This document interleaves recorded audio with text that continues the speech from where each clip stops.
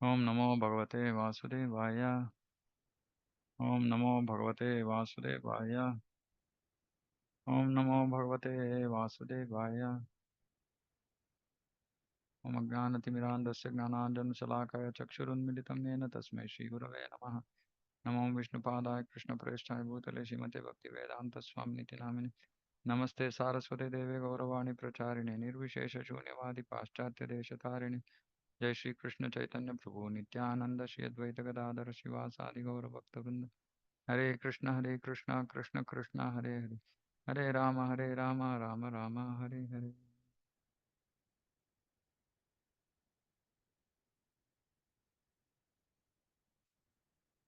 जय जय श्री चैतन्य जय नित्यानंद, जय द्वैत चंद्र जय गौर भक्त वृंद। जय जय श्री चैतन्य जय नित्यानंद, जय द्वैत चंद्र जय गौर भक्त वृंद। जय जय श्री चैतन्य जय नित्यानंद, जय द्वैत चंद्र जय गौर भक्त वृंद।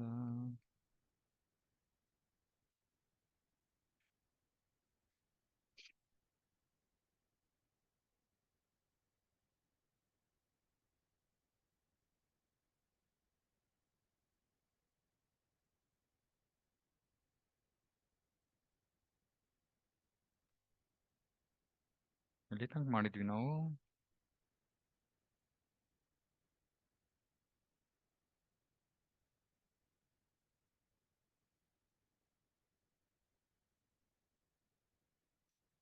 ಹ್ಮ್ ಹ್ಮ್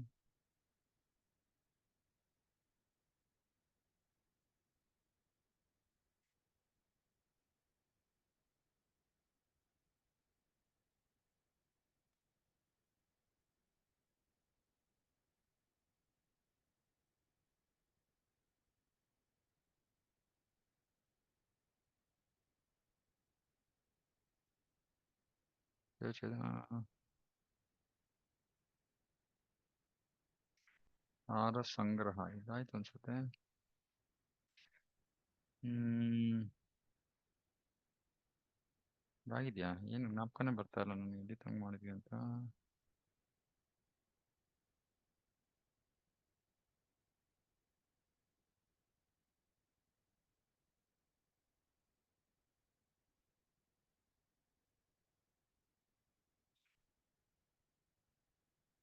ಏನೋ ಎಲ್ಲೋಯ್ತು.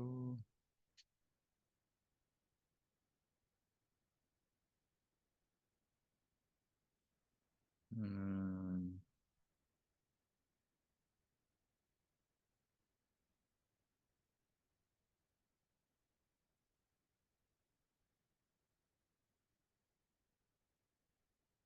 ಓಕೆ, ಗೊತ್ತಾಗ್ತಾ ಇಲ್ಲ. ಇದೇನೋ ನನ್ನ ಪೇಪರ್ ಬುಕ್ ಮಾರ್ಕ್ ಎಲ್ಲೋ ಚೇಂಜ್ ಆಗುತ್ತೆ. ಓಕೆ, 52ನೇ ಶ್ಲೋಕದಿಂದ ಓದ್ತಿದ್ದೀನಿ ನಾನು, ಮತ್ತೆ ರಿಪೀಟ್ ಆಗುತ್ತೆ. ತನ್ನ ಮನಸ್ಸಿನಲ್ಲಿದ್ದ ಒಂದು ಗೊತ್ತಾದ ಆಸೆಯನ್ನು ಪೂರ್ಣಗೊಳಿಸಲು ಪರಿಪಕ್ವವಾದ ಚಿಂತನೆ ನಡೆಸಿದ ನಂತರ ಭಗವಾನ್ ಕೃಷ್ಣನು ಈ ಭೂಮಿಯಲ್ಲಿ ಅವತರಿಸಲು ನಿರ್ಧರಿಸಿದನು. ಅದರಿಂದಾಗಿ ಪ್ರಭು ಕೃಷ್ಣನು ತನ್ನ ಕುಟುಂಬದ ವರಿಷ್ಠರನ್ನು ಧರೆಯಲ್ಲಿಳಿಯಲು ಸಮ್ಮತಿಸಿದನು. ಅವುಗಳನ್ನು ನಾನಿಲ್ಲಿ ಸಂಕ್ಷಿಪ್ತವಾಗಿ ವರ್ಣಿಸುತ್ತೇನೆ, ಏಕೆಂದರೆ ಅವುಗಳನ್ನು ಪೂರ್ತಿಯಾಗಿ ವಿವರಿಸಲು ಸಾಧ್ಯವಿಲ್ಲ. ಭಗವಾನ್ ಕೃಷ್ಣನು ಪ್ರಭು ಚೈತನ್ಯರಾಗಿ ಅವತರಿಸುವುದಕ್ಕೆ ಮೊದಲು ಈ ಭಕ್ತರನ್ನು ತನಗೆ ಮುಂಚೆ ಭೂಮಿಯಲ್ಲಿ ಅವತರಿಸುವಂತೆ ಕೋರಿದನು. ಇದು ಓದಿ ಜ್ಞಾಪಕ. ಓಕೆ. ಶ್ರೀ ಶಚಿದೇವಿ, ಜಗನ್ನಾಥ ಮಿಶ್ರ, ಮಾಧವೇಂದ್ರ ಪುರಿ, ಕೇಶವ ಭಾರತಿ, ಈಶ್ವರಪುರಿ, ಅದ್ವೈತ ಆಚಾರ್ಯ, ಶ್ರೀವಾಸ ಪಂಡಿತ, ಆಚಾರ್ಯ ರತ್ನ, ವಿದ್ಯಾನಿಧಿ ಮತ್ತು ಠಾಕೂರ ಹರಿದಾಸ. ಸೊ ಅವರು ಬರಕ್ಕಿಂತ ಮುಂಚೆ ಸಚಿದೇವಿ, ಜಗನ್ನಾಥ ಮಿಶ್ರ, ಮಾಧವೇಂದ್ರ ಪುರಿ, ಯಾಕಂದ್ರೆ ಮಾಧವೇಂದ್ರ ಪುರಿ ಅವರಿಂದ ಬ್ರಹ್ಮೋದ್ವ ಗೌಡಿಯ ಸಂಪ್ರದಾಯ ಪ್ರಾರಂಭವಾಗಬೇಕಾಯ್ತು. ಸೊ ಅವರು ಮೊದಲು ಬಂದು, ಆಮೇಲೆ ಕೇಶವ ಭಾರತಿ. ಕೇಶವ ಭಾರತಿಯಿಂದ ಮಹಾಪ್ರಭುಗಳು ಬಾಹ್ಯವಾಗಿ ದೀಕ್ಷೆಯನ್ನು ತಗೊಳ್ತಾ ಇದ್ದಿದ್ರಿಂದ ಅವ್ರು ಪ್ರಕಟ ಆದ್ರು. ಆಮೇಲೆ ಈಶ್ವರಪುರಿ ಅವರ ಶಿಷ್ಯರಾಗುವುದರಿಂದ ಅವರಿಂದ, ಆಮೇಲೆ ಅದ್ವೈತ ಆಚಾರ್ಯ, ಶ್ರೀವಾಸ ಪಂಡಿತ, ಆಚಾರ್ಯ ರತ್ನ, ವಿದ್ಯಾನಿಧಿ ಮತ್ತು ಠಾಕೂರ ಹರಿದಾಸ. ಶ್ರೀಹಟ್ಟ ಎಂಬ ಊರಿನ ನಿವಾಸಿಯಾಗಿದ್ದ ಈ ಉಪೇಂದ್ರ ಮಿಶ್ರನು ಒಳ್ಳೆಯ ವಿದ್ವಾಂಸ, ಭಗವಾನ್ ವಿಷ್ಣುವಿನ ಮಹಾಭಕ್ತನಾಗಿದ್ದ, ಐಶ್ವರ್ಯವಂತ ಹಾಗೂ ಎಲ್ಲಾ ಸದ್ಗುಣಗಳ ನಿಧಿ. ಉಪೇಂದ್ರ ಮಿಶ್ರ. ಉಪೇಂದ್ರ ಮಿಶ್ರ ಅನ್ನೋರು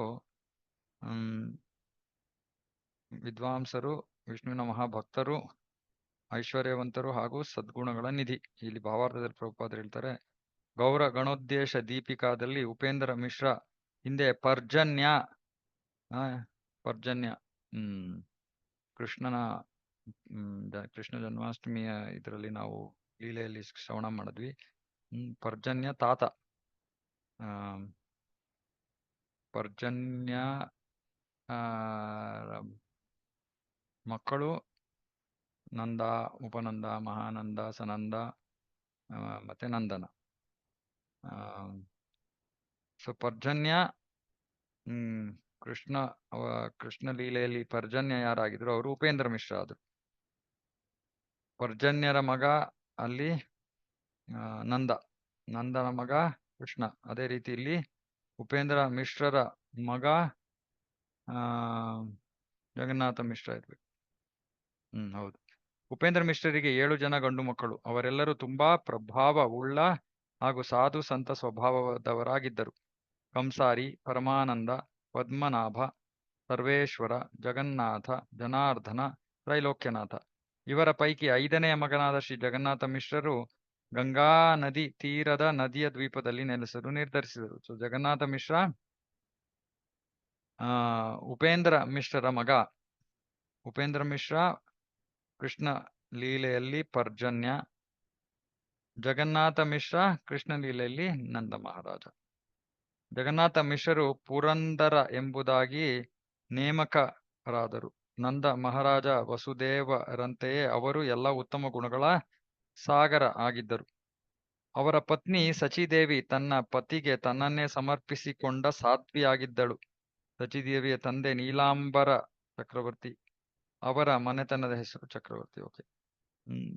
ಸಚಿದೇವಿ ತನ್ನ ಪತಿಗೆ ತನ್ನನ್ನೇ ಸಮರ್ಪಿಸಿಕೊಂಡ ಸಾಧ್ವಿ ಆಗಿದ್ರು.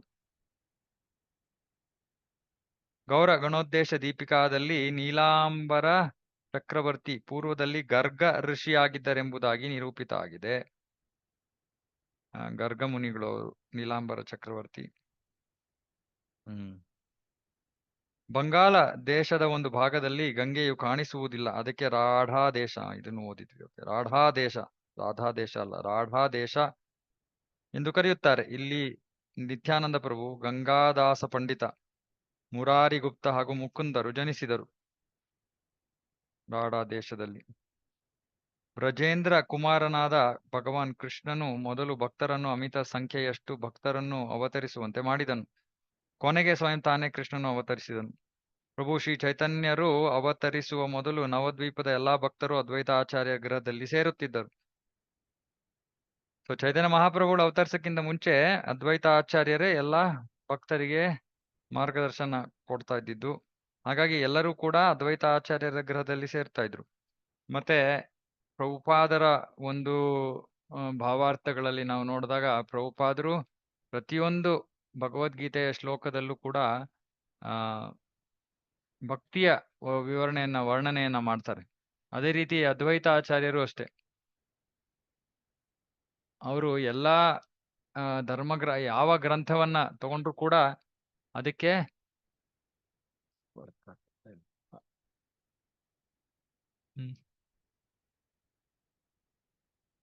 ಅದಕ್ಕೆ ಭಕ್ತಿಯ ವಿವರಣೆಯನ್ನ ನೀಡ್ತಾ ಇದ್ರು. ಅಂತಹ ಮಹಾಭಕ್ತರು ಅದ್ವೈತ ಆಚಾರ್ಯರು. ಸೊ ಎಲ್ಲಾ ಭಕ್ತರು ಅವರ ಮನೆಯಲ್ಲಿ ಸೇರ್ತಾ ಇದ್ರು. ಅವರ ಪ್ರವಚನಗಳು. ಅದೇ ರೀತಿ ನಾವು ಚೈತನ್ಯ ಭಾಗವತದಲ್ಲೂ ನೋಡಿದ್ವಿ. ವಿಶ್ವರೂಪ ಅಂದ್ರೆ ಚೈತನ್ಯ ಮಹಾಪ್ರಭುಗಳ ವಿಶ್ವಾಂಬರನ ಅಣ್ಣ, ಜಗನ್ನಾಥ ಮಿಶ್ರರ ಹಿರಿಯ ಮಗ. ಅವನು ಪ್ರತಿದಿನ ಅದ್ವೈತ ಆಚಾರ್ಯರ ಮನೆಗೆ ಹೋಗಿ ಅದ್ವೈತ ಆಚಾರ್ಯರ ಇಂದ ಶ್ರವಣ ಮಾರ್ಗದರ್ಶನ ಪಡ್ಕೋತಾ ಇದ್ದಿದ್ದು. ಆಮೇಲೆ ಅಂತಿಮವಾಗಿ ಒಂದಿನ ತಂದೆ ತಾಯಿ ಅವರ ಮದುವೆಯನ್ನ ಮಾಡ್ಬೇಕು ಅಂತ ನಿರ್ಧಾರ ಮಾಡಿದ್ದಾರೆ ಅಂತ ತಿಳಿದು ಬಂದು ಅವರು ಮನೆಯನ್ನ ಬಿಟ್ಟು ಹೊರಟೋಗ್ತಾರೆ. ಹೀಗೆ ಅದ್ವೈತ ಆಚಾರ್ಯರು ಎಲ್ಲಾ ಭಕ್ತರಿಗೂ ಅವರ ಮನೆಯೇ ಅಲ್ಲಿ ಕೇಂದ್ರವಾಗಿದ್ದು. ಅದ್ವೈತಾಚಾರ್ಯರಿಗೆ ಎರಡು ಎರಡು ಮನೆಗಳಿದ್ವು. ಒಂದು ನವದ್ವೀಪದಲ್ಲಿ, ಒಂದು ಶಾಂತಿಪುರದಲ್ಲಿ. ಈ ವೈಷ್ಣವ ಭಕ್ತರ ಗೋಷ್ಠಿ ಸಮಾವೇಶಗಳಲ್ಲಿ ಅದ್ವೈತ ಆಚಾರ್ಯರು ಭಗವದ್ಗೀತಾ, ಶ್ರೀಮದ್ ಭಾಗವತಗಳನ್ನು ಪಠಿಸುತ್ತಿದ್ದರು. ಹಾಗೆಯೇ ತಾತ್ವಿಕ ಊಹಾಪೋಹದ ಮಾರ್ಗ ಮತ್ತು ಕಾಮ್ಯ ಕರ್ಮದ ಮಾರ್ಗವನ್ನು ಖಂಡಿಸುತ್ತಾ ಭಕ್ತಿ ಸೇವೆಯ ಅತ್ಯುತ್ಕೃಷ್ಟತೆಯನ್ನು ಸ್ಥಾಪಿಸುತ್ತಾ ಗೀತಾ ಭಾಗವತಗಳನ್ನು ನಿರೂಪಿಸುತ್ತಿದ್ದರು. ಸೊ ಇದು ಅವರ ವಿಶೇಷತೆ. ವೇದ ಸಂಸ್ಕೃತಿಯ ಎಲ್ಲ ಅಪೌರುಷೇಯ ಧರ್ಮಗ್ರಂಥಗಳಲ್ಲಿಯೂ ಪ್ರಭು ಶ್ರೀ ಕೃಷ್ಣನಿಗೆ ಗೈಯುವ ಭಕ್ತಿ ಸೇವೆಯನ್ನು ವಿವರಿಸಲಾಗಿದೆ. ಅದರಿಂದಾಗಿ ಕೃಷ್ಣನ ಭಕ್ತರು ತಾತ್ವಿಕ ಊಹಾಪೋಹ, ಯೋಗ, ಅನಗತ್ಯ ತಪಸ್ಸು ಹಾಗೂ ಧಾರ್ಮಿಕ ಕ್ರಿಯೆಗಳೆನ್ನಲಾದವು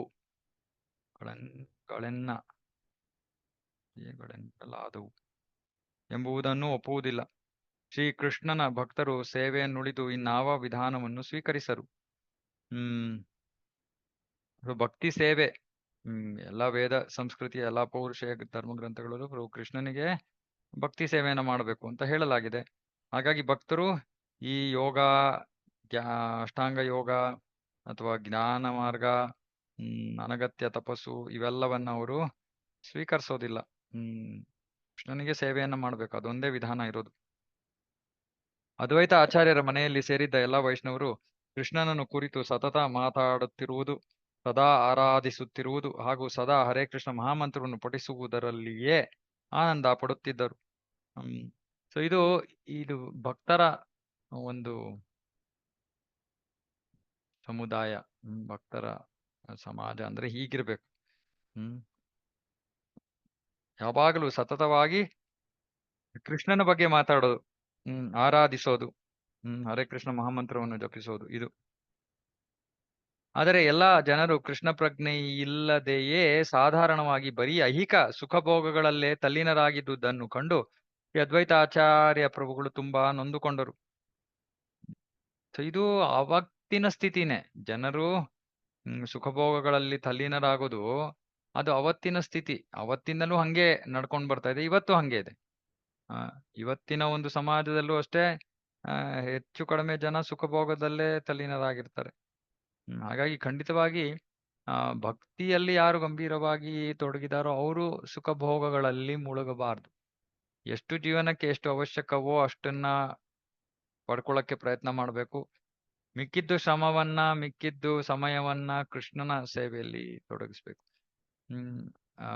ನಮ್ಮ ಕನ್ನಡ ಭಕ್ತರಲ್ಲ, ಆದ್ರೆ ಬೇರೆಯವರು ಎಷ್ಟೊಂದು ಜನ ದೇವಸ್ಥಾನದಲ್ಲಿ ನಾವು ನೋಡ್ತೀವಿ, ಆರ್ಥಿಕ ಅಭಿವೃದ್ಧಿಯ ಬಗ್ಗೆ ಬಹಳ ಯೋಚನೆ ಮಾಡ್ತಾರೆ. ದೊಡ್ಡ ದೊಡ್ಡ ಕೆಲಸಗಳಲ್ಲಿ ಇರ್ತಾರೆ, ಆದರೆ ಅದರಿಂದ ಹೊರಗಡೆ ಬಂದು ಕೃಷ್ಣನಿಗೆ ಜೀವನವನ್ನು ಸಮರ್ಪಿಸುವಂತಹ ಯೋಚನೆ ಅವರು ಮಾಡೋದಿಲ್ಲ. ಆರ್ಥಿಕ ಅಭಿವೃದ್ಧಿನೂ ಇರ್ಬೇಕು, ಅದು ಆಗ್ಬೇಕು ಅಂತ ಯೋಚನೆ ಮಾಡ್ತಾರೆ. ಅರೆ ಭಕ್ತರು ಅದನ್ನ ಕೃಷ್ಣನಿಗೆ ಬಿಟ್ಬಿಡ್ಬೇಕು. ಎಷ್ಟು ಕೊಡ್ತಾನೋ ಕೃಷ್ಣ ಅವನಿಗೆ ಬಿಟ್ಟಿದ್ದು, ನಾವು ಮಾಡೋ ಪ್ರಯತ್ನ ಮಾಡೋದು, ಮಿಕ್ಕಿದ್ದು ಅವನಿಷ್ಟ. ಹಾಗಾಗಿ ಅದ್ವೈತ ಆಚಾರ್ಯರು ತುಂಬಾ ನೊಂದ್ಕೊಂಡ್ರು.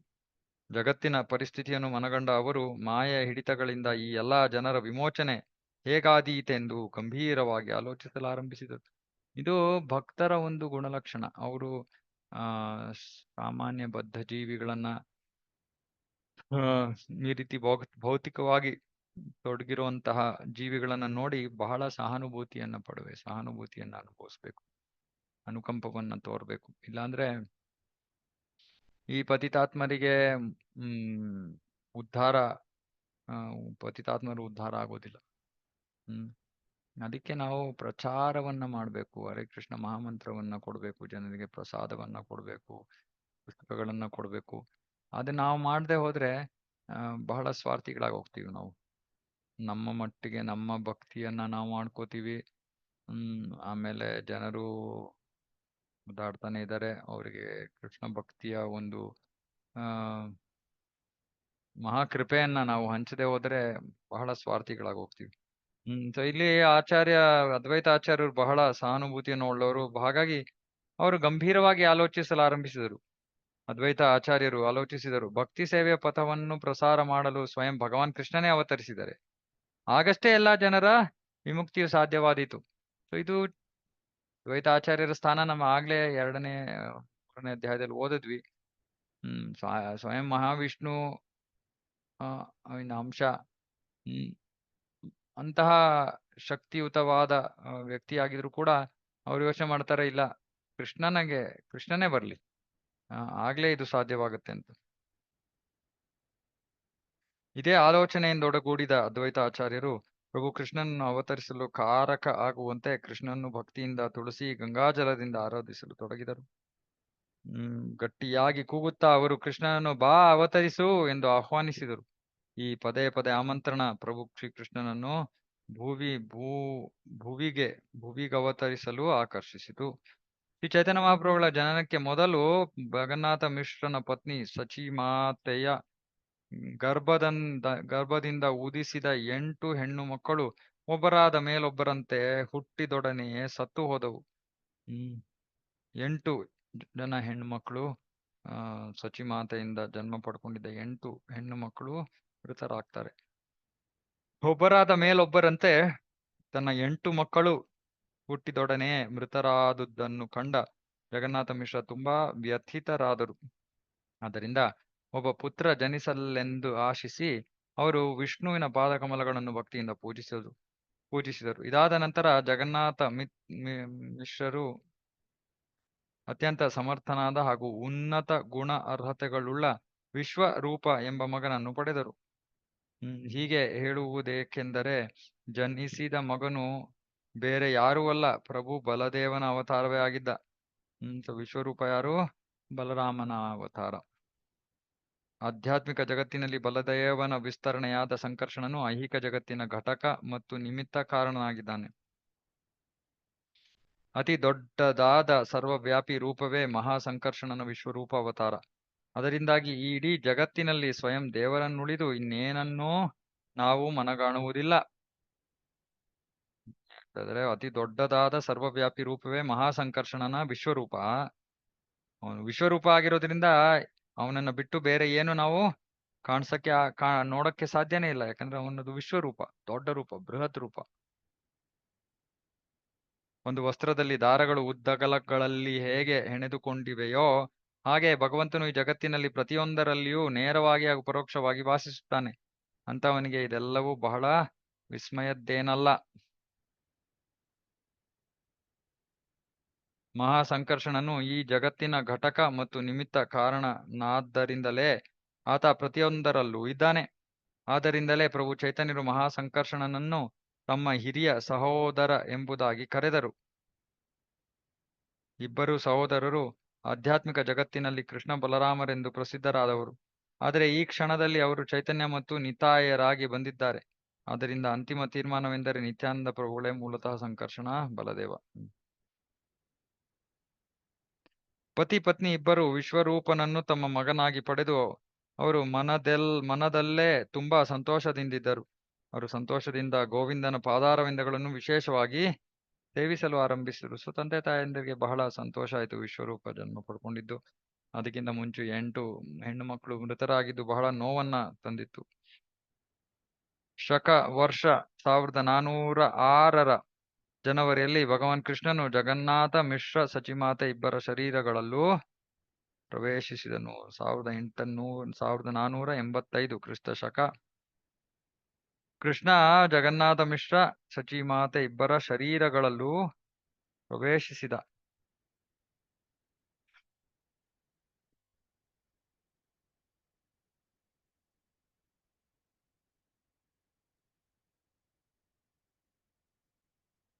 ಶ್ರೀ ಚೈತನ್ಯ ಮಹಾಪ್ರಭುಗಳು 1486 ಕ್ರಿಸ್ತ ಶಕ 1486ರಲ್ಲಿ ಪಾಲ್ಗುಣದಲ್ಲಿ ಜನಿಸಿದರು. ಆದರೆ ಇಲ್ಲಿ ನಾವು ಮನಗಾಣುವುದೇನೆಂದರೆ ಚೈತನ್ಯ ಮಹಾಪ್ರಭುಗಳು 1406ರ ಮಾಘ ಮಾಸದಲ್ಲೇ ತಮ್ಮ ತಂದೆ ತಾಯಿಯರ ಶರೀರದಲ್ಲಿ ಪ್ರವೇಶಿಸಿದರು. ಆದ್ದರಿಂದ ಪ್ರಭುಗಳು ಜನಿಸಲು 13 ತಿಂಗಳು ಮೊದಲೇ ಅವರ ತಂದೆ ತಾಯಿಯ ಶರೀರದಲ್ಲಿ ಆಗಿತ್ತು. ಸಾಧಾರಣವಾಗಿ ಒಂದು ಸಾಮಾನ್ಯ ಶಿಶು ತನ್ನ ತಾಯಿಗರ್ಭದಲ್ಲಿ 10 ಚಂದ್ರಮಾನ ತಿಂಗಳ ಕಾಲ ಇರುತ್ತದೆ. ಆದರೆ ನಾವು ಕಾಣುವ ಇಲ್ಲಿಯ ವಿಶೇಷವೆಂದರೆ ಚೈತನ್ಯರು ತನ್ಮನ ಗರ್ಭದಲ್ಲಿ 13 ಪೂರ್ಣ ಮಾಸ ಪರ್ಯಂತ ಇದ್ದರೆಂಬುದು. ಜಗನ್ನಾಥ ಮಿಶ್ರರು ಸಚಿದೇವತೆಗೆ ತಿಳಿಸಿದರು, ನಾನು ವಿಸ್ಮಯಗಳನ್ನು ಕಾಣುತ್ತಿದ್ದೇನೆ. ನಿನ್ನ ಶರೀರವು ಪ್ರಕಾಶಮಾನವಾಗಿದೆ, ಹಾಗೂ ನನ್ನ ಮನೆಯಲ್ಲಿ ಅದೃಷ್ಟ ದೇವತೆ ನೆಲೆಸಿರುವಳೋ ಎಂದು ತೋರುತ್ತಿದೆ. ಜಗನ್ನಾಥ ಮಿಶ್ರ ಸಚಿದೇವಿಗೆ ಹೇಳ್ತಾ ಇದಾರೆ, ಅವರು ಚೈತನ್ಯ ಮಹಾಪ್ರಭು ಕೃಷ್ಣ ಅವರ ಶರೀರವನ್ನು ಪ್ರವೇಶ ಮಾಡಾದ್ಮೇಲೆ ಅವರು ಬಹಳ ವಿಸ್ಮಯಗಳನ್ನು ಕಾಣ್ತಾ ಇದ್ದೀನಿ. ವಿಶೇಷ ವಿಷಯಗಳನ್ನು ನೋಡ್ತಾ ಇದ್ದೀನಿ. ನನ್ನ ಶರೀರ ಪ್ರಕಾಶಮಾನವಾಗಿದೆ, ಹಾಗೂ ನನ್ನ ಮನೆಯಲ್ಲಿ ಅದೃಷ್ಟ ದೇವತೆ ನೆಲೆಸಿರುವಳೋ ಎಂದು ತೋರುತ್ತಿದೆ.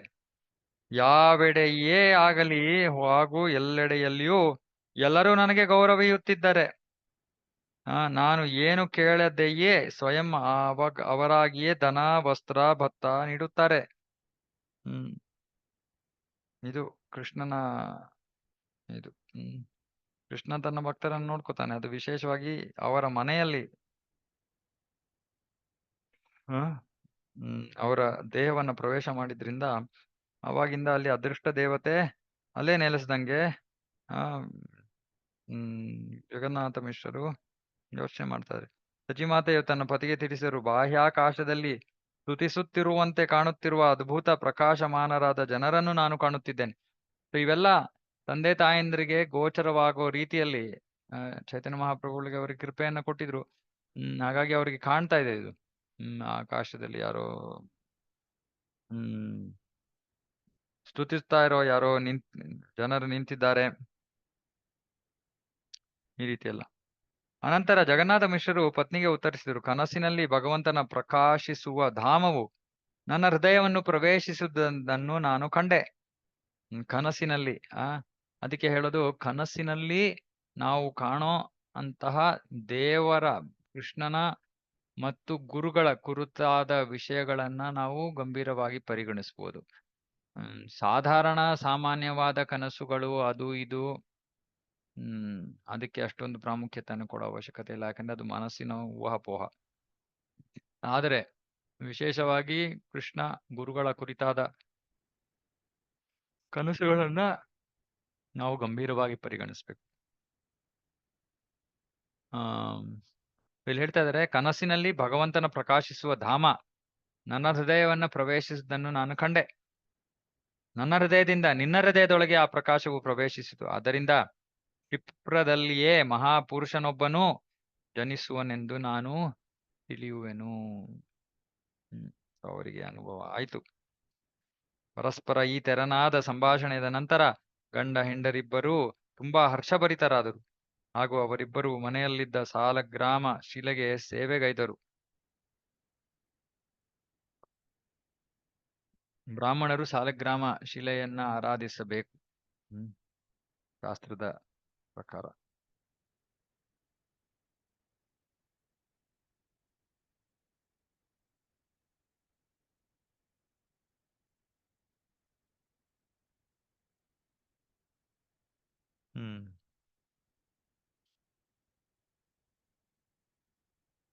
ಈ ರೀತಿಯಲ್ಲಿ ಗರ್ಭವು 13ನೆಯ ತಿಂಗಳನ್ನು ಸಮೀಪಿಸಿತು, ಆದರೆ ಇನ್ನೂ ಮಗುವಿನ ಪ್ರಸವದ ಸೂಚನೆಯೇ ಇರಲಿಲ್ಲ. ಹೀಗೆ ಜಗನ್ನಾಥ ಮಿಶ್ರರು ತುಂಬಾ ಆತಂಕಗೊಂಡರು. ಅನಂತರ ನೀಲಾಂಬರ ಚಕ್ರವರ್ತಿಯವರು ಜ್ಯೋತಿಷ್ಯ ಲೆಕ್ಕಾಚಾರವನ್ನು ಮಾಡಿದರು. ಯಾಕಂದ್ರೆ ನೀಲಾಂಬರ ಚಕ್ರವರ್ತಿ ಜ್ಯೋತಿಷಿಗಳಾಗಿದ್ದರಿಂದ ಅವರು ಲೆಕ್ಕಾಚಾರ ಮಾಡ್ತಾರೆ. ಅದೇ ತಿಂಗಳಲ್ಲಿ ಒಂದು ಶುಭ ಗಳಿಗೆಯ ಅನುಕೂಲದೊಂದಿಗೆ ಮಗು ಜನಿಸುವುದೆಂಬುದಾಗಿ ತಿಳಿಸಿದರು. ಈ ಜ್ಯೋತಿಷ್ ಶಾಸ್ತ್ರ ಎಷ್ಟು ನಿಖರವಾದ ವಿಜ್ಞಾನ, ಬಹಳ ಸ್ಪಷ್ಟವಾಗಿ ವಿಷಯಗಳನ್ನ ಹೇಳ್ಬೋದು, ಅಂತಹ ಬಹಳ ಪ್ರಬಲವಾದ ವಿಜ್ಞಾನ. ಆದ್ರೆ ಈಗಿನ ಕಾಲದಲ್ಲಿ ಒಳ್ಳೆ ಜ್ಯೋತಿಷಿಗಳು ಸಿಗೋದು ಕಷ್ಟ. ಹಾಗಾಗಿ ಜ್ಯೋತಿಷ್ ಶಾಸ್ತ್ರ ಒಂದು ರೀತಿಯಲ್ಲಿ ಕೆಟ್ಟ ಹೆಸರನ್ನ ಪಡ್ಕೊಂಡಿದೆ. ಸೊ ಅವ್ರು ಹೇಳ್ತಾರೆ, ಇದೇ ತಿಂಗಳಲ್ಲಿ ಮಗು ಹೊರಗಡೆ ಬರುತ್ತೆ. ಹೀಗೆ ಶತಯುಗ 1407ರಲ್ಲಿ ಫಾಲ್ಗುಣ ಮಾಸದಲ್ಲಿ ಪೂರ್ಣಿಮೆಯ ಸಂಜೆ ಇಚ್ಛಿತ ಶುಭ ಫಳಿಗೆ ಬಂದಿತು. ಇಲ್ಲಿ ಭಾವಾರ್ಥದಲ್ಲಿ ಏನೋ ಜ್ಯೋತಿಷ್ ಶಾಸ್ತ್ರದ ಲೆಕ್ಕಾಚಾರ ಕೊಟ್ಟಿದ್ದಾರೆ. ಏನಂತಾಗಲ್ಲ ಅದು. ಜ್ಯೋತಿರ್ವೇದ ಅಥವಾ ವೇದ ಜ್ಯೋತಿಷ್ಯದ ಪ್ರಕಾರ ಶುಭ ಜನ್ಮ ಕ್ಷಣವನ್ನು ಹೀಗೆ ವಿವರಿಸಲಾಗಿದೆ. ಚಂದ್ರನು ಸಿಂಹದಲ್ಲಿದ್ದ, ಸಿಂಹವೆಂದರೆ ಏರುವಿಕೆ, ಉನ್ನತ. ಅದೇ ಲಕ್ಷಣವೇ ಜಾತಕದಲ್ಲಿದ್ದುದು. ಅನೇಕ ಗ್ರಹಗಳು ಓಕೆ ಇದೆ ಅರ್ಥವಾಗಲ್ಲ. ಯಾವಾಗ ಕಳಂಕರಹಿತ ಚೈತನ್ಯ ಮಹಾಪ್ರಭು ಎಂಬುವ ಪೂರ್ಣ ಚಂದ್ರ ಕಂಡನೋ, ತನ್ನ ಶರೀರದಲ್ಲಿ ಕಪ್ಪು ಕಲೆಗಳುಳ್ಳ ಚಂದ್ರನ ಅವಶ್ಯಕತೆ ಏನಿದೆ, ಅಂದ್ರೆ ಅಷ್ಟು ಪ್ರಕಾಶಮಾನವಾದ ಆ, ಒಂದು ರೂಪ. ಇದನ್ನು ಪರಿಶೀಲಿಸಿದ ರಾಹು ಎಂಬುವ ಆ ಕಪ್ಪು ಗ್ರಹ ಪೂರ್ಣಚಂದ್ರನನ್ನು ಆವರಿಸಿದನು. ಕೂಡಲೇ ಮೂರು ಲೋಕಗಳಲ್ಲೂ ಕೃಷ್ಣ ಕೃಷ್ಣ ಹರಿ ಶ್ರೀಹರಿ ಎಂಬುವ ಕಂಪನವು ಆವರಿಸಿತು. ಅಂದ್ರೆ ಗ್ರಹಣ. ಸೊ ಗ್ರಹಣದ ಸಮಯ ಇದು. ಅವರು ಜನ್ಮ ಪ್ರಕಟ ಆಗೋ ಸಮಯದಲ್ಲಿ ಗ್ರಹಣವಿದ್ದಿದ್ರಿಂದ ಗ್ರಹಣದ ಸಮಯದಲ್ಲಿ ಭಗವಂತನ ನಾಮ ಸ್ಮರಣೆ ಮಾಡೋದು ಬಹಳ ಶ್ರೇಷ್ಠ, ಬಹಳ ಮಂಗಳಕರ. ಹಾಗಾಗಿ ಎಲ್ಲರೂ ಕೂಡ ಎಲ್ಲ ಕಡೆ ಕೃಷ್ಣ ಹರಿ ಶ್ರೀಹರಿ ಅಂತ ಉಚ್ಚಾರ ಮಾಡ್ತಾ ಇದ್ದಾರೆ. ಎಲ್ಲರೂ ಚಂದ್ರಗ್ರಹಣವು ಸಂಭವಿಸಿದ ಅವಧಿಯಲ್ಲಿ ಹರೇ ಕೃಷ್ಣ ಮಹಾಮಂತ್ರವನ್ನು ಜಪಿಸಿದರು ಹಾಗೂ ಅದರಿಂದ ಅವರ ಮನಗಳು ಆಶ್ಚರ್ಯ ಭರಿತ ಆದವು. ಇಡೀ ಪ್ರಪಂಚವು ಇಂತು ಪರಮ ಪುರುಷನ ಪವಿತ್ರ ನಾಮವನ್ನು ಪಠಿಸುತ್ತಿರುವಾಗ ಸ್ವಯಂ ಕೃಷ್ಣನೇ ಗೌರಹರಿ ರೂಪದಲ್ಲಿ ಈ ಧರೆಯಲ್ಲಿ ಅವತಾರ ಮಾಡಿದನು. ಅದೇ ಸಮಯದಲ್ಲಿ ಗೌರಹರಿ ಅವತಾರ ಮಾಡಿದನು. ಇಡೀ ಜಗತ್ತೇ ಸಂತುಷ್ಟ ಆಯಿತು. ಇತ್ತ ಹಿಂದೂಗಳು ಭಗವಂತನ ಪವಿತ್ರ ನಾಮವನ್ನು ಪಠಿಸುತ್ತಿದ್ದರೆ ಹಿಂದೂಗಳಲ್ಲದವರು, ವಿಶೇಷತಃ ಮುಸ್ಲಿಮರು ತಮಾಷೆಯಿಂದ ಅನುಕರಿಸಿದರು. ಧರೆಯಲ್ಲಿ ಸ್ತ್ರೀಯರೆಲ್ಲರೂ ಶ್ರೀಹರಿಯ ದಿವ್ಯ ನಾಮವನ್ನು ಉಚ್ಚರಿಸುತ್ತಿದ್ದಾಗ ಸ್ವರ್ಗದಲ್ಲಿ ನೃತ್ಯ ಗೀತೆಗಳು ನಡೆದವು. ಎಲ್ಲಾ ದೇವತೆಗಳು ತುಂಬಾ ಕುತೂಹಲಗೊಂಡರು. ಈ ವಾತಾವರಣದಲ್ಲಿ ಎಲ್ಲ ದಶ ದಿಕ್ಕುಗಳು ಉತ್ಸುಕಗೊಂಡವು. ನದಿಗಳ ನೀರು ತರಂಗಗಳು ಕೇರಿದವು. ಎಲ್ಲಾ ಚರಾಚರಗಳು ದಿವ್ಯವಾದ ಅತ್ಯಾನಂದದೊಡಗೂಡಿ ಭಾವಪರವಶವಾದವು. ಹೀಗೆ ತನ್ನ ಅಹೇತುಕ ಕರುಣೆಯಿಂದ ಗೌರಹರಿ ಎಂಬ ಪೂರ್ಣಚಂದ್ರನು ನದಿಯ ಜಿಲ್ಲೆಯಲ್ಲಿ ಉದಯಿಸಿದನು. ಇದನ್ನೇ ಸೂರ್ಯ ಮೊದಲು ಕಾಣಿಸಿಕೊಳ್ಳುವ ಪೂರ್ವ ದಿಸೆಯ ಉದಯಗಿರಿಗೆ ಹೋಲಿಸಿದ್ದಾರೆ. ಮತ್ತೆ ಒಂದು ಹೀಗೆ ತನ್ನ ಅಹೇತುಕ ಕರುಣೆಯಿಂದ ಗೌರಹರಿ ಎಂಬ ಪೂರ್ಣಚಂದ್ರ ನದಿಯ ಜಿಲ್ಲೆಯಲ್ಲಿ ಉದಯಿಸಿದ. ಇದನ್ನೇ ಸೂರ್ಯ ಮೊದಲು ಕಾಣಿಸಿಕೊಳ್ಳುವ ಪೂರ್ವ ದಿಸೆಯ ಉದಯಗಿರಿಗೆ ಹೋಲಿಸಿದ್ದಾರೆ. ಪ್ರಭಾಕರ ಕತ್ತಲನ್ನು ಓಡಿಸುವ ಹಾಗೆ ಗೌರಹರಿಯು ಆಕಾಶದಲ್ಲಿ ಉದಯಿಸುತ್ತಾ ಜನರ ಪಾಪಕರ ಬದುಕಿನ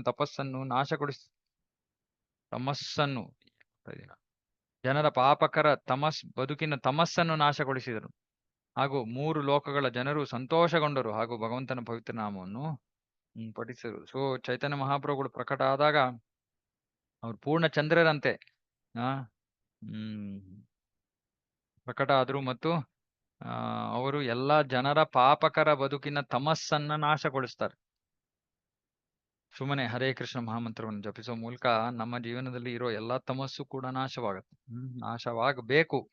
ತಮಸ್ಸು ನಾಶವಾಗ್ತಾ ಇಲ್ಲ, ಅಂಧಕಾರ ನಾಶ ಆಗ್ತಾ ಇಲ್ಲ, ಇನ್ನೂ ಮೋಹದಲ್ಲಿ ಮುಳುಗಿದೀವಿ ಅಂದ್ರೆ ನಾಮ ಅಪರಾಧದಲ್ಲಿ ಜಪ ಮಾಡ್ತಾ ಇದೀವಿ ಅಂತ ಅರ್ಥ. ಇನ್ನೊಂದು ಸ್ವಲ್ಪ ನಾಮ ಜಪದ ಮೇಲೆ ನಾವು ಸ್ವಲ್ಪ ಮನಸ್ಸಿಟ್ಟು ಪ್ರಯತ್ನವನ್ನ ಮಾಡಬೇಕು. ಆ ಸಮಯದಲ್ಲಿ ಶಾಂತಿಪುರದಲ್ಲಿ ತನ್ನ ಮನೆಯಲ್ಲಿದ್ದ ಶ್ರೀ ಅದ್ವೈತ ಆಚಾರ್ಯರು ಅತ್ಯಂತ ಸಂತೋಷದಿಂದ ನರ್ತಿಸಿದರು. ಹರಿದಾಸ ಠಾಕೂರನ್ನು ಸಂಗಡವೇ ಇರಿಸಿಕೊಂಡ ಅವರು ನರ್ತಿಸಿದರು. ಹರೇ ಕೃಷ್ಣ ಮಹಾಮಂತ್ರವನ್ನು ಗಟ್ಟಿಯಾಗಿ ಉಚ್ಚರಿಸಿದರು. ಆದರೆ ಇವರಿಬ್ಬರು ಏಕೆ ಇದ್ದಾರೆಂದು ಯಾರಿಗೂ ಗೊತ್ತಾಗ್ಲಿಲ್ಲ. ಚಂದ್ರಗ್ರಹಣವನ್ನು ನೋಡುತ್ತಾ ನಗುತ್ತಾ ಅದ್ವೈತಾಚಾರ್ಯ ಹರಿದಾಸ ಠಾಕೂರರಿಬ್ಬರು ತಕ್ಷಣವೇ ಗಂಗೆಯತ್ತ ಸಾಗಿ ಮಹೋತ್ಸಾಹದಿಂದ ಮಿಂದರು.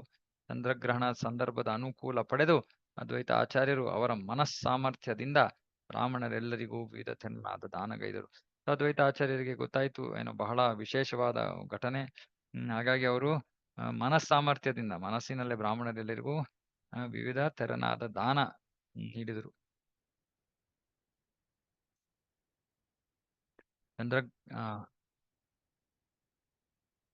ಯಾವಾಗ ಇಡೀ ಜಗತ್ತೇ ಉತ್ಸಾಹದಿಂದ ಇತ್ತೋ ಹರಿದಾಸ ಠಾಕೂರರ ಮನಸ್ಸು ವಿಸ್ಮಯಗೊಂಡು ತಾನೇ ಅದ್ವೈತ ಆಚಾರ್ಯರಿಗೆ ನೇರ ಹಾಗೂ ಪರೋಕ್ಷ ರೀತಿಯಲ್ಲಿ ತಿಳಿಸಿದರು.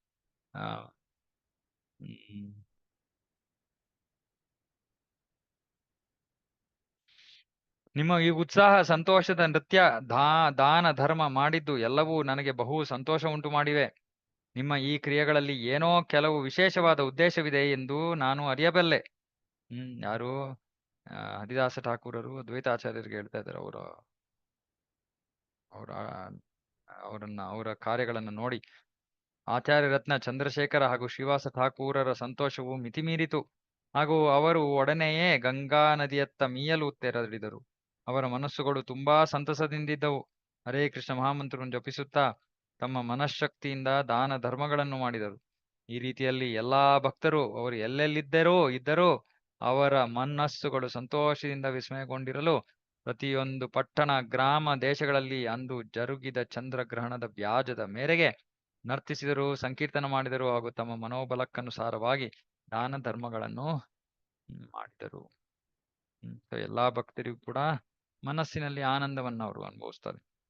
ಎಲ್ಲಾ ತೆರನಾದ ಗೌರವಾನ್ವಿತರಾದ ಬ್ರಾಹ್ಮಣ ಪುರುಷರು ಮತ್ತು ಮಹಿಳೆಯರು ನಾನಾ ರೀತಿಯ ಉಡುಗೊರೆಗಳನ್ನು ತುಂಬಿದ ತಟ್ಟೆಗಳನ್ನು ಜೊತೆಗೊಯ್ಯುತ್ತಾ ಅನೇಕ ಕಾಣಿಕೆಗಳೊಂದಿಗೆ ಬಂದರು. ನವಜಾತ ಶಿಶುವನ್ನು ನೋಡುತ್ತಾ ಯಾರ ರೂಪವು ಸಹಜ ಕಾಂತಿಯನ್ನು ಹೊಂದಿದ ಚಿನ್ನವನ್ನು ಹೋಲುತ್ತಿತ್ತೋ ಅಂಥವನನ್ನು ನೋಡುತ್ತಾ ಎಲ್ಲಾ ಭಕ್ತರು ಪರಮ ಸಂತೋಷದಿಂದ ಅವರವರ ಹರಕೆಗಳನ್ನು ಅರ್ಪಿಸಿದರು.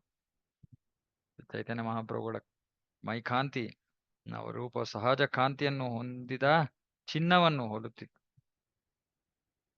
ಬ್ರಾಹ್ಮಣರ ಹೆಂಗೆಳೆಯರಂತೆ ವೇಷ ಧರಿಸಿದ ದಿವ್ಯ ಲೋಕಗಳ ಸ್ತ್ರೀಯರು ಬ್ರಹ್ಮದೇವ, ಶಿವ, ನರಸಿಂಹದೇವ, ರಾಜ, ಇಂದ್ರ, ಬ್ರಹ್ಮರ್ಷಿ, ವಸಿಷ್ಠ ಮೊದಲಾದವರ ದಿವ್ಯ ನಾರಿಯರು ಸ್ವರ್ಗದ ನಾಟ್ಯಗಾರ್ತಿ ರಂಬೆಯೊಂದಿಗೆ ವೈವಿಧ್ಯಮಯ ಉಡುಗೆಗಳೊಂದಿಗೆ ಆಗಮಿಸಿದರು. ಸೊ ಎಲ್ಲರೂ ಬಂದ್ರು. ದೇವತೆಗಳು ಎಲ್ಲರೂ ಕೂಡ ಬ್ರಹ್ಮದೇವ, ಶಿವ, ನರಸಿಂಹದೇವ, ಇಂದ್ರ, ಬ್ರಹ್ಮರ್ಷಿ, ವಸಿಷ್ಠ ಎಲ್ಲರೂ ಬಂದ್ರು. ಅಂತರಿಕ್ಷದಲ್ಲಿ ಎಲ್ಲಾ ದೇವತೆಗಳು, ಗಂಧರ್ವಲೋಕ, ಸಿದ್ಧಲೋಕ, ಚಾರಣಲೋಕದ ನಿವಾಸಿಗಳು ತಮ್ಮ ಪ್ರಾರ್ಥನೆಗಳನ್ನು ಸಮರ್ಪಿಸಿದರು ಹಾಗೂ ಸಂತಸದಿಂದ ಸಂಗೀತ, ಮೃದಂಗಾದಿ ವಾದ್ಯಗಳ ಗತಿಗೆ ತಕ್ಕಂತೆ ನರ್ತಿಸಿದರು. ಇದೇ ರೀತಿಯಲ್ಲಿ ನವದ್ವೀಪದಲ್ಲಿ ಎಲ್ಲ ವೃತ್ತಿ ನಿರತ ನರ್ತಕರು, ಗಾಯಕರು, ಆಶೀರ್ವಾದಿಸುವ ಸ್ತುತಿ ಭಟರು ಒಟ್ಟಾಗಿ ಕಲೆತು ಮಹದುತ್ಸಾಹದಲ್ಲಿ ನಾಟ್ಯ ಮಾಡಿದರು. ಸೊ ಎಲ್ಲರೂ ಕೂಡ ಭಕ್ತರು ಮಾತ್ರ ಅಲ್ಲ, ಬೇರೆಯವರು ಅಷ್ಟೇ ಮೃದಂಗ ವಾದ್ಯಗಳ ಒಂದು ಗತಿಗೆ ಎಲ್ಲರೂ ತಕ್ಕಂತೆ ಅದರ ಪ್ರಕಾರವಾಗಿ ಎಲ್ಲರೂ ನರ್ತಿಸಿದ್ರು. ಎಲ್ಲ ವೃತ್ತಿನಿರತ ನರ್ತಕರು, ಗಾಯಕರು, ಸ್ತುತಿಭಟರು ಎಲ್ಲರೂ ಕೂಡ ನಾಟ್ಯ ಮಾಡಿದರು. ಯಾರು ಬರುತ್ತಿದ್ದಾರೆಯೋ, ಯಾರು ಹೋಗುವರೋ, ಯಾರು ನಾಟ್ಯ ಮಾಡುತ್ತಿದ್ದಾರೋ, ಯಾರು ಹಾಡುತ್ತಿದ್ದರೋ, ಯಾರೂ ತಿಳಿಯಲಾಗದಾಯಿತು. ಒಬ್ಬರಾಡುವ ಮಾತು ಭಾಷೆಯನ್ನು ಇನ್ನೊಬ್ಬರು ತಿಳಿಯಲಾಗುತ್ತಿರಲಿಲ್ಲ. ಹೇಗೆ ಇರಲಿ, ಎಲ್ಲರ ದುಃಖ ಶೋಕ ಕೂಡಲೇ ಚೆದುರಿದವು ಹಾಗೂ ಸೇರಿದವರೆಲ್ಲರೂ ಪೂರಾ ಉತ್ಸಾಹ ಭರಿತರಾದರು. ಈ ರೀತಿ ಜಗನ್ನಾಥ ಮಿಶ್ರರು ಕೂಡ ಖುಷಿಯಿಂದ ಬೀಗಿದರು. ಜಗನ್ನಾಥ ಮಿಶ್ರರ ಮನೆಗೆ ಆಗಮಿಸಿದ ಚಂದ್ರಶೇಖರ ಆಚಾರ್ಯ ಮತ್ತು ಶ್ರೀವಾಸ ಠಾಕೂರರಿಬ್ಬರು ಅನೇಕ ವಿಧದಲ್ಲಿ ಮಿಶ್ರರ ಲಕ್ಷ್ಯವನ್ನು ಸೆಳೆದರು. ನವಜಾತ ಶಿಶುವಿಗೆ ವೇದೋಕ್ತವಾಗಿ ಧರ್ಮ ತತ್ವಗಳನುಸಾರವಾಗಿ ಜನ್ಮ ಸಂದರ್ಭದಲ್ಲಿ ಏನೇನು ಆಗಮ ವಿಧಿಗಳಾಗಬೇಕಿತ್ತೋ ಅವುಗಳನ್ನು ವಿದ್ಯುಕ್ತವಾಗಿ ನೆರವೇರಿಸಿದರು. ಇದರ ಸಂಗಡ ಜಗನ್ನಾಥ ಮಿಶ್ರರು ವಿವಿಧ ದಾನ ಧರ್ಮಗಳನ್ನು ಮಾಡಿದರು. ಸೊ ಇವರಿಬ್ರು ಶ್ರೀವಾಸ ಠಾಕೂರರು ಮತ್ತು ಆಚಾರ್ಯ ಚಂದ್ರಶೇಖರ ಆಚಾರ್ಯ ಇವರಿಬ್ರು ಬಂದು ಮಗು ಜನ್ಮ ಪಡ್ಕೊಂಡಾಗ ಏನೇನು ವಿಧಿಗಳನ್ನ ಮಾಡ್ಬೇಕು ಅವೆಲ್ಲವನ್ನ ಮಾಡಿಸ್ತಾರೆ. ಏನೇನು ಸಂಪತ್ತುಗಳು, ಉಡುಗೊರೆ, ಬಹುಮಾನಗಳ ರೂಪದಲ್ಲಿ ಬಂದುವೋ ಹಾಗೂ ತನ್ನ ಮನೆಯಲ್ಲಿ ಏನು ತನಗಿತ್ತೋ ಎಲ್ಲವನ್ನೂ ಮಿಶ್ರರು ಬ್ರಾಹ್ಮಣರಿಗೆ, ವೃತ್ತಿ ನಿರತರಾಗಿದ್ದ ಗಾಯಕರಿಗೆ, ನರ್ತಕರಿಗೆ, ಭಟರಿಗೆ, ಬಡವರಿಗೆ ಹಂಚಿದರು. ತನ್ನ ಮನೆಯಲ್ಲಿ ಏನು ತನಗಿತ್ತೋ ಯಾವುದನ್ನು ಬಿಡ್ಲಿಲ್ಲ. ಅವರು ಎಲ್ಲವನ್ನೂ ಅರ್ಪಿಸ್ಬಿಟ್ರು. ಶ್ರೀವಾಸ ಠಾಕೂರರ ಪತ್ನಿ ಮಾಲಿನಿ, ಚಂದ್ರಶೇಖರರ ಮಡದಿಯ ಸಂಗಡ ಹಾಗೂ ಇತರ ಸ್ತ್ರೀಯರು ತುಂಬಾ ಸಂತೋಷದಿಂದ ಮಗುವನ್ನು ಆರಾಧಿಸಲು ಸಿಂಧೂರ, ಅರಿಶಿನ, ತೈಲ, ಅರಳು, ಬಾಳೆಹಣ್ಣುಗಳು, ತೆಂಗಿನಕಾಯಿ ಮೊದಲಾದ ಎಲ್ಲಾ ಸಲಕರಣೆಗಳ ಸಹಿತ ಮಿಶ್ರರ ಮನೆಗೆ ಬಂದರು. ಪ್ರಭು ಶ್ರೀ ಚೈತನ್ಯರು ಜನಿಸಿದ ನಂತರ ಇಡೀ ಜಗತ್ತಿನಿಂದ ಪೂಜೆಗೊಳ್ಳುವ ಅದ್ವೈತ ಆಚಾರ್ಯರ ಪತ್ನಿ ಸೀತಾದೇವಿಯು ತನ್ನ ಪತಿಯ ಅನುಮತಿ ಪಡೆದು ಅತ್ಯುನ್ನತವಾದ ಆ ಶಿಶುವನ್ನು ಕಾಣಲೆಂದು ಒಂದು ದಿನ ಎಲ್ಲಾ ವಿಧದ ಉಡುಗೊರೆಗಳೊಂದಿಗೆ ಬಂದರು. ಆಕೆಯು ತೋಳ್ಗಡಗ, ತೋಳ್ಬಳೆ, ಕಂಠಿ ಹಾರಗಳು, ಕೈಗಳಿಗೆ ಬಳೆಗಳು ಇವು ಸೇರಿದಂತೆ ವಿವಿಧ ರೀತಿಯ ಚಿನ್ನದ ಆಭರಣಗಳನ್ನು ತಂದಳು. ಚಿನ್ನದಲ್ಲಿ ಕೂರಿಸಿದ ಹುಲಿಯುಗುರುಗಳು, ನಡುವಿಗೆ ರೇಷ್ಮೆ ಕಲಾಬತ್ತಿನ ಅಲಂಕರಣಗಳು, ಕೈಕಾಲುಗಳಿಗೆ ಒಡವೆಗಳು, ಮುದ್ದಾಗಿ ಮುದ್ರಿಸಿದ ರೇಷ್ಮೆ ಸೀರೆಗಳು ಮತ್ತು ರೇಷ್ಮೆಯಲ್ಲಿ ತಯಾರಿಸಿದ ಮಗುವಿನ ಉಡುಪು ಒಂದು ಹೀಗೆ ಚಿನ್ನ ಬೆಳ್ಳಿ ನಾಣ್ಯಗಳು ಸೇರಿದಂತೆ ಇನ್ನು ಇತರ ಅನೇಕ ಸಂಪತ್ತುಗಳನ್ನು ಮಗುವಿಗೆ ಉಡುಗೊರೆಯಾಗಿ ನೀಡಿದರು. ಯಾರು? ಅದ್ವೈತ ಆಚಾರ್ಯರ ಪತ್ನಿ. ವಸ್ತ್ರದಿಂದ ಹೊದಿಸಿ ಮುಚ್ಚಿದ ಪಲ್ಲಕ್ಕಿಯಲ್ಲೇರಿ ಹೆಣ್ಣಾಳುಗಳೊಂದಿಗೆ ಜಗನ್ನಾಥ ಮಿಶ್ರರ ಮನೆಗೆ ಆಗಮಿಸಿದ ಸೀತಾ ಠಾಕುರಾಣಿಯು ತನ್ನೊಂದಿಗೊಂದು ಬಹುದೊಡ್ಡ ಬುಟ್ಟಿಯನ್ನೇ ತಂದಳು. ಅದರಲ್ಲಿ ಮಗುವಿಗೆ ಬೇಕಾದ ಅನೇಕ ಶುಭಕರ ಪದಾರ್ಥಗಳಿದ್ದವು. ಸೀತಾ ಠಾಕುರಾಣಿ ಅಂದ್ರೆ ಅದ್ವೈತಾಚಾರ್ಯರ ಪತ್ನಿ. ಹೊಸ ಹುಲ್ಲುಗರಿಕೆ, ಭತ್ತ, ಗೋರೋಚನ, ಅರಿಶಿನ, ಕುಂಕುಮ ಮತ್ತು ಶ್ರೀಗಂಧ ಹೀಗೆ ಅನೇಕ ಪದಾರ್ಥವನ್ನು ಸೀತಾ ಠಾಕುರಾಣಿ ತಂದರು. ಸೀತಾದೇವಿ ಠಾಕುರಾಣಿಯು ತನ್ನ ಸಂಗಡ ಅನೇಕ ವಿಧದ ಖಾದ್ಯ ಪದಾರ್ಥಗಳು, ಬಟ್ಟೆಗಳು ಮತ್ತು ಇತರ ಉಡುಗೊರೆಗಳು ಎಲ್ಲವನ್ನೂ ತೆಗೆದುಕೊಂಡು ಸಚೀದೇವಿಯ ಗೃಹಕ್ಕೆ ಬಂದೊಡನೆಯೇ ನವಜಾತ ಶಿಶುವನ್ನು ಕೊಂಡು ವಿಸ್ಮಯಗೊಂಡಳು. ನವಜಾತ ಶಿಶುವು ಬಣ್ಣದಲ್ಲಿನ ವ್ಯತ್ಯಾಸ ಉಳಿದು ನೇರವಾಗಿ ಸ್ವಯಂ ಗೋಕುಲದ ಕೃಷ್ಣನೇ ಆಗಿದ್ದನೆನ್ನುವುದನ್ನು ಕಂಡು ಆಕೆಯು ಬಹುವಾಗಿ ಪ್ರಶಂಸಿದಳು. ಅವರು ನೋಡಿದ ತಕ್ಷಣ ಆ ಮಗುವನ್ನ, ಓ, ಇದು ಬಣ್ಣದಲ್ಲಿ ವ್ಯತ್ಯಾಸ ಇದೆ, ಇಲ್ಲಾಂದ್ರೆ ಇವನು ಕೃಷ್ಣನೇ ಅಂತ ಅವರಿಗೆ ಅನ್ಸುತ್ತೆ. ಮಗುವಿನ ಅಲೌಕಿಕ ಕಾಂತಿಯನ್ನು ಕಾಣುತ್ತಾ ಹೊಳೆವ ಹೊನ್ನಿನಂತೆ ಸೊಗಸಾಗಿ ರೂಪಿತಗೊಂಡಿರುವ ಶುಭ ಚಿಹ್ನೆಗಳೊಡಗೂಡಿದ ಶರೀರದ ಅವಯವಗಳನ್ನು ಕಾಣುತ್ತಾ ಸೀತಾ ಠಾಕುರಾಣಿಯು ಬಹು ಸಂತುಷ್ಟರಾದರು ಹಾಗೂ ಅವರ ಮಾತೃ ವಾತ್ಸಲ್ಯದಿಂದ ತನ್ನ ಹೃದಯವೇ ಕರಗಿ ದ್ರವವಾಗುತ್ತಿದೆಯೋ ಎಂಬ ಭಾವನೆಯನ್ನು ಅನುಭವಿಸಿದರು. ಮಗುವಿನ ಅಲೌಕಿಕ ಕಾಂತಿಯನ್ನು ನೋಡಿ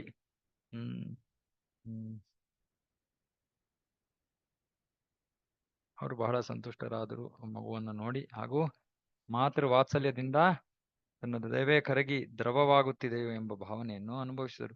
ಸೀತಾ ಠಾಕುರಾಣಿಯು ನವಜಾತ ಶಿಶುವಿನ ಶಿರಸ್ಸಿನ ಮೇಲೆ ಹಸಿರು ಹುಲ್ಲಿನ ಗರಿಕೆ, ಭತ್ತವನ್ನು ಇರಿಸಿ ಹರಸಿದರು. ಚಿರಂಜೀವಿಯಾಗಿರೆಂದು ಆಶೀರ್ವದಿಸಿದರು. ಆದರೆ ಮಗುವಿಗೆ ದೆವ್ವ, ಯಕ್ಷಣಿಯರಿಂದೇನಾದರೂ ಅಪಾಯ ತಟ್ಟಿದರೆ ಎಂದು ಅಂಜಿದ ಆಕೆಯು ನಿಮಾಯ್ ಎಂಬ ಹೆಸರನ್ನು, ರಕ್ಷೆಯ ಹೆಸರನ್ನು ಇರಿಸಿ ಹರಸಿದರು. ನಿಮಾಯ್ ಯಾಕೆ ಎಂತ